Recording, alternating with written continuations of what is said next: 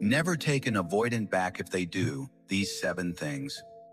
Let's talk about the brutal truth most people avoid. You should never take an avoidant partner back if they do these 7 things. I know how confusing and magnetic avoidance can be. They pull you close just enough to keep you emotionally hooked, then disappear right when you start to trust them. It's a cruel cycle of connection and abandonment that leaves your nervous system wrecked. So today, we're not just decoding avoidant behavior, we're setting a boundary that could save your heart.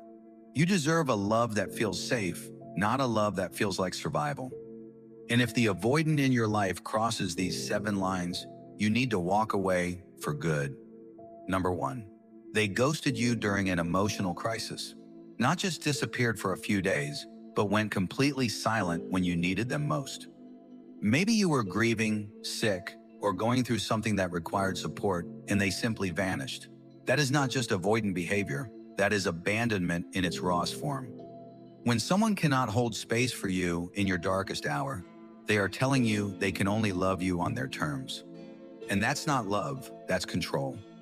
If someone can detach from you when you're falling apart, that's not a partner, it's a ghost in disguise. Never take that back.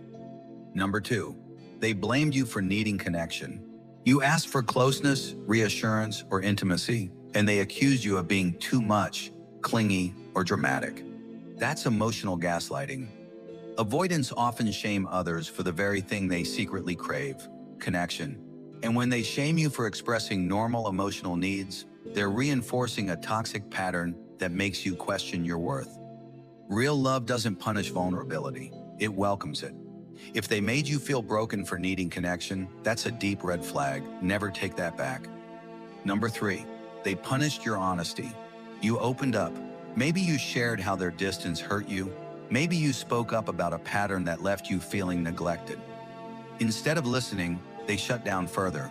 Or worse, they withdrew affection to make you feel guilty for having feelings. That is emotional punishment wrapped in silence.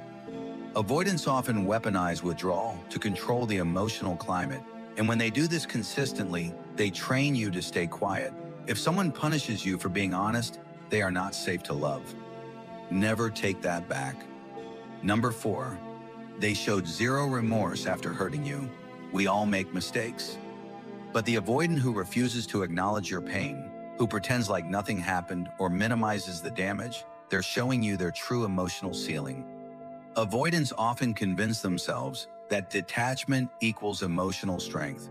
But there is nothing strong about pretending your partner's feelings don't matter.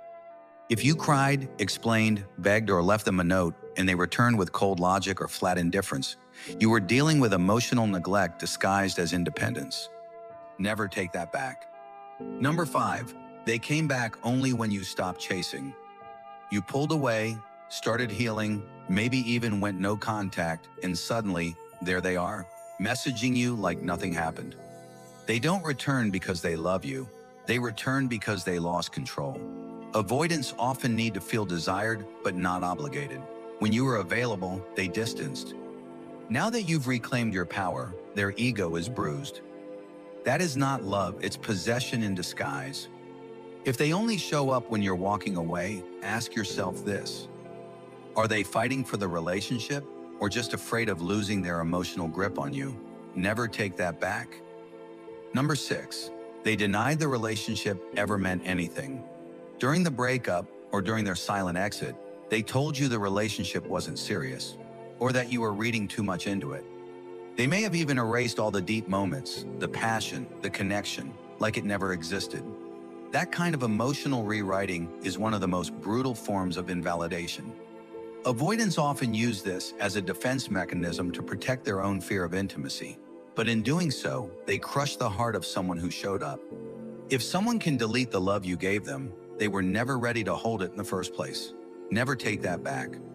Number 7, they made you beg for crumbs of affection. This one is subtle, but it's devastating. They made affection a reward instead of a given. You started shrinking yourself, becoming quieter, less emotional, more patient, just to keep the peace. You celebrated the rare text, the occasional, "I miss you," like it was gold. That's what emotional starvation looks like, and avoidants are masters at training you to feel grateful for the bare minimum. But love isn't supposed to be that rare. You should not have to earn someone's warmth with silence and obedience. You see, the avoidant pattern is seductive because it mirrors your deepest childhood wounds, especially if you grew up around emotional neglect. You get stuck in this unconscious loop of trying to prove your worth to someone who won't receive it. You chase their love the same way you may have chased attention as a child, quietly, anxiously, and with your soul on the line. But here's what no one tells you. Avoidants don't change just because you wait longer. They change when they do their own inner work, and most won't unless they lose something they can't emotionally manipulate anymore. That's why taking them back sends the wrong message. It tells them, I will accept love on your terms even if it hurts me. And you deserve better than that. Sometimes love isn't about who you miss. It's about who you become when you stop chasing, when you stop begging for connection and start building your own. When you realize you don't need someone who runs when it matters, you need someone who stays when it is hard. The kind of love that sees you, hears you, and stays through discomfort isn't a fantasy, it is real. But you'll never find it if you keep recycling the pain of an avoidant who already showed you their limits. Protect your peace like your life depends on it, because emotionally, it does. And if you're still wondering whether to take them back, let me ask you this. What version of you will you become if you do? Will you trust your voice less? Will you doubt your needs more? Will you feel yourself slowly disappearing in order to keep the illusion alive? If so, that's not healing, that's self-abandonment. You didn't survive all that pain just to return to the source. Sometimes closure is not a conversation, it's a decision. And sometimes love is not holding on, it's finally letting go. So if any of those 7 things hit home, if you're sitting there realizing you've been bending, breaking, or begging just to keep someone avoidantly attached, this is your wake-up call. You deserve a love that doesn't punish you for needing closeness. You deserve peace, presence, and consistency, not confusion, silence, and pain dressed up as independence. Walking away from someone who keeps emotionally abandoning you isn't weakness, it's power. It is reclaiming your story. And the moment you stop trying to fix what never wanted to grow with you is the moment your healing begins.